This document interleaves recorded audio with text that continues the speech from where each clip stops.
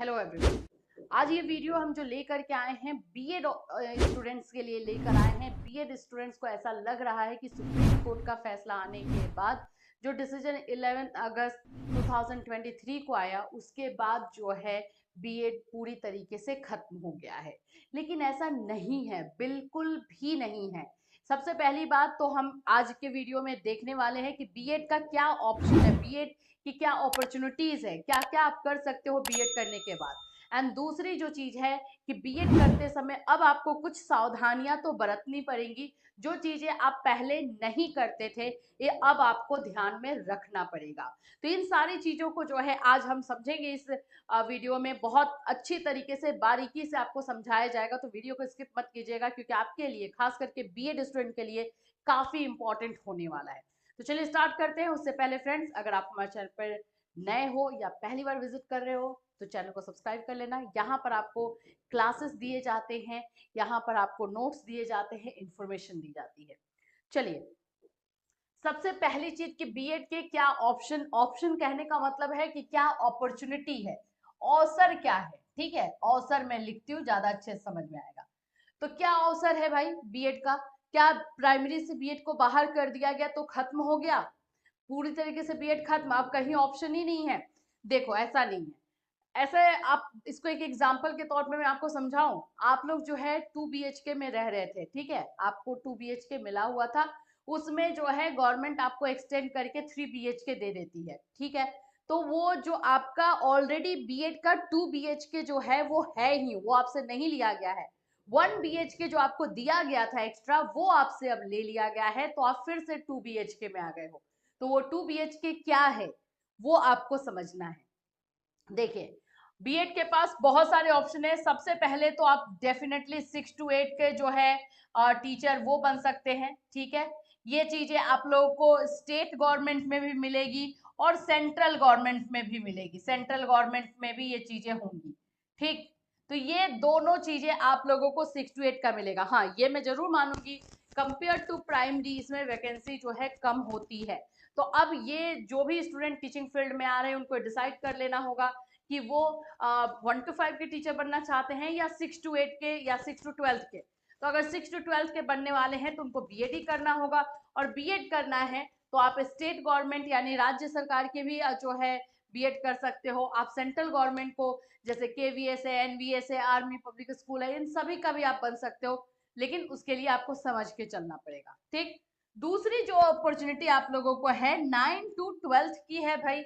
इसमें तो सिर्फ और सिर्फ बीएड ही है, इसमें तो और कोई डिग्री नहीं आपको चाहिए। तो 9 to 12 में भी क्या का भी आपके पास है, 9, 10, 11, 12, इसमें आप फॉर्म भर सकते हैं। इसमें भी compare to primary of course vacancy कम होती है, तो कम हो गई है। वही मैं बोल रही थी ना कि जैसे आपको 3 BHK का स्पेस मिल गया था तो जाहिर सी बात है स्पेस ज्यादा था, अब आपसे 1 BHK ले लिया गया तो स्पेस कम है। कम जरूर हुआ है, लेकिन ये जो बोल दे रहे हैं सब लोग कि अब बीएड खत्म हो गया, बीएड करने का कोई मतलब नहीं है, ये गलत है। आपको समझना पड़ेगा कि क्या चीजें हुई हैं। एक्चुअली में ये बीएड वर्सेस बीटीसी वाला मामला इतना ज्यादा हाइप हो गया कि ऐसा लगा कि जो हारा उसका खेल खत्म, अब वो खत्म हो गया। ऐसा नहीं था, अगर डीएलएड भी हारता, बीटीसी भी हारता, तो ऐसा नहीं कि उनका खत्म हो जाता, उनको प्राइमरी में जो सीट मिलती है वो मिलती ही, ठीक। तो ये आप लोगों के लिए ऑप्शन है। दूसरी चीज, जब भी बीएड करोगे अब आपको सावधान होना है। आप जो गलतियां पहले करते थे अब वो आप नहीं करोगे। सबसे पहला जो चीज है वो है सब्जेक्ट कॉम्बिनेशन का। सब्जेक्ट कॉम्बिनेशन पे हम बात करते हैं। अगर आप लोग साइंस के स्टूडेंट हैं, एकदम ध्यान से समझना, अगर साइंस के स्टूडेंट है तो आपको ये जरूर देखना होगा कि ग्रेजुएशन में आपने क्या सब्जेक्ट रखे हुए थे। जैसे मानो कि आपने बीएससी किया, मैथ्स, केमिस्ट्री और आपका फिजिक्स था, ठीक है, पीसीएम आपने रखा हुआ था। आपके माइंड में है कि आपके पास ये ग्रेजुएशन में है, आगे जाके जब आप बीएड कर रहे हो तो बीएड में आपको या तो मैथ्स के टीचर बनना चाहते हो तो मैथ एक लेना पड़ेगा, ऑनर्स आप रखिए। जो सब्जेक्ट आपने ग्रेजुएशन में रखा है उसी में से चुनना होगा। और ग्रेजुएशन में भी सब्जेक्ट रखते समय आपको बहुत सावधान होना होगा कि आप क्या क्या सब्जेक्ट ले रहे हैं। पहले से डिसाइड करो कि आपको किसका टीचर बनना है, आपको कौन सा सब्जेक्ट का जो है टीचर आगे जाकर के बनना, उसी के अकॉर्डिंग सब्जेक्ट जो है आप चुनो अपने इसमें ग्रेजुएशन में भी।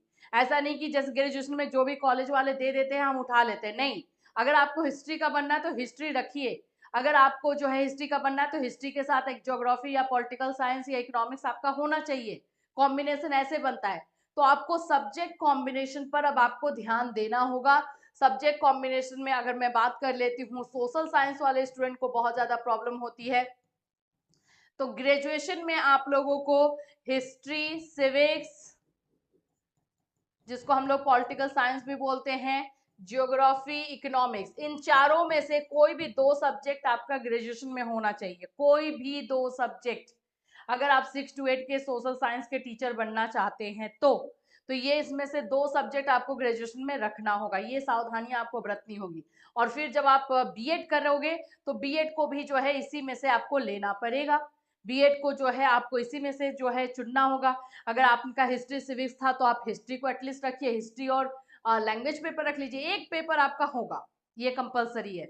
अगर हम साइंस की बात करते हैं कि आप साइंस के टीचर हैं, बनना चाहते हो, तो साइंस में फिजिक्स केमिस्ट्री आपके पास होना चाहिए। अगर बॉटनी जूलॉजी के बन रहे हो तो फिजिक्स केमिस्ट्री के साथ बॉटनी जूलॉजी रखो।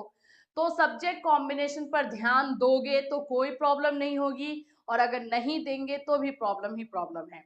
तो ये चीजें जो है बीएड को लेकर के जो बनाया गया है वो बहुत ही गलत है, बीएड बिल्कुल कीजिए। और इन सभी चीजों को आपको ध्यान में रखते हुए अब बीएड करना है कि आप कौन से क्लास के टीचर बनना चाहते हैं, कौन से सब्जेक्ट के टीचर बनना चाहते हैं। और आप लोगों को जो है ये भी बोल सकते हैं कि सब्जेक्ट कॉम्बिनेशन के बारे में भी अब समझना पड़ेगा। ये जो लाइटली ले लेते थे, हाँ ठीक है कुछ भी होगा, वैसे नहीं चलेगा। तो बीएड जो लोग कर रहे हैं उनके लिए एक आई ओपनर है, बिल्कुल कीजिए, लेकिन इन चीजों को ध्यान में रखते हुए कीजिए। कोई अगर डाउट है, अगर आप बीएड करने जा रहे हो, अगर आपको डाउट है, हाँ एफिलिएशन भी जरूर देखना कॉलेज का, जो भी कॉलेज से कर रहे हैं वो कॉलेज एफिलिएटेड होना चाहिए यूनिवर्सिटी से। विदाउट एफिलिएटेड यूनिवर्सिटी से जो है आपको नहीं करना है। एफिलिएशन चेक करने का तरीका मैंने आप लोगों को बताया था, फिर से बताती हूँ।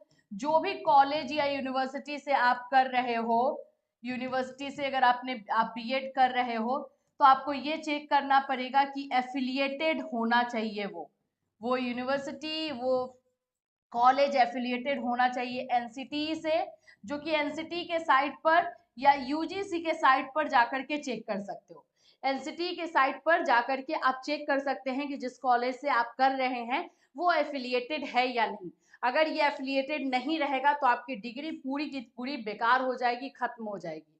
तो अब आप लोग को इन सभी चीजों का ध्यान देना है।